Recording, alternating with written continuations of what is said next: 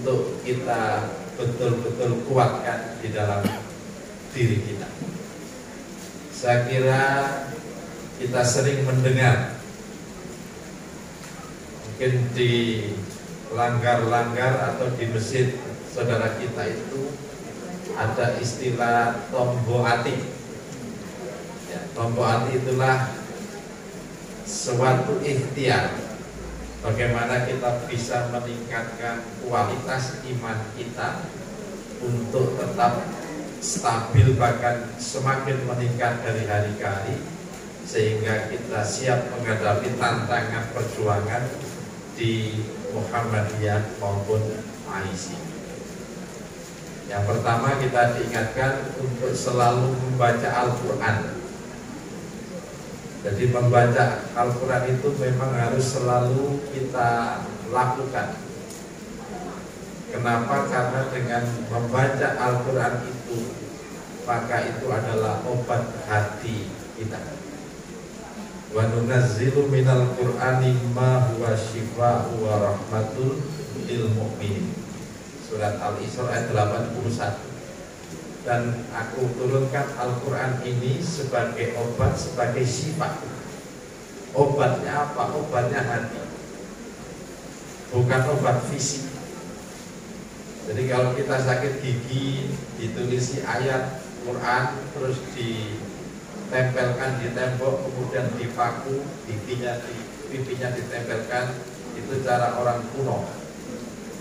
Ada juga kadang-kadang kalau kita pengen pintar, ayat yang fa'illahul ladina amanu minkum wal ladina utul ilma darajat, ditulis di kertas, dibakar, abunya dimasukkan ke dalam air, suruh minum anak kita yang mau ujian, nah, supaya nanti kalau pas ujian nilainya menjadi bagus.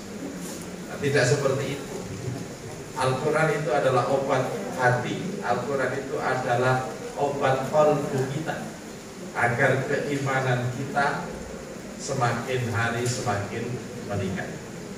Maka sebagai pimpinan persyarikatan, sebagai pimpinan Aisyah, sebagai guru-guru Muhammadiyah Aisyah, maka sempatkanlah setiap hari untuk membaca Al-Quran. Tidak harus satu hari satu juz, tidak. Mungkin 10-15 ayat, tetapi betul-betul kita pahami, kita baca, kita pahami artinya, dan yang lebih penting lagi, kita implementasikan dalam kehidupan kita. Yang kedua adalah zikir, ya, selalu ingat kepada Allah. Karena dengan selalu ingat kepada Allah itu kan alladzina amanu wa tatma'innu qulubuhum bi dzikrillah. Ala bi dzikrillahi tatma'innul qulub. Orang-orang yang beriman dan selalu ingat, ya,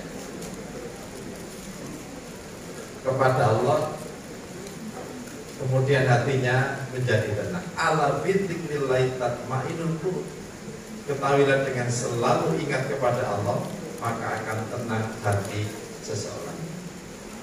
Jadi orang itu kalau hatinya tenang, berarti itu imannya sedang bagus-bagus. Orang itu kalau melakukan perbuatan dosa, biasanya hatinya gelisah. Nah, inilah yang membedakan antara orang beriman dengan tidak beriman. Orang beriman itu kalau berbuat dosa, hatinya mesti gelisah. Maka dia akan segera ingat istighfar, maka dia segera ingat kepada Allah. Kalau orang tidak beriman, meskipun dia berbuat dosa, hatinya tenang-tenang saja, kan begitu. Karena memang tidak ada iman. Karena fi qulubihim maradun. Allah itu sudah menutup hati mereka. Nah, karena sudah ditutup hati mereka, meskipun dia berbuat dosa, ya tetap saja dia maka sholat malam. Sholat malam itu akan memberikan dampak yang luar biasa untuk mendekatkan diri kita kepada Allah dan dari setiap permasalahan yang kita hadapi di persyarikatan Muhammadiyah.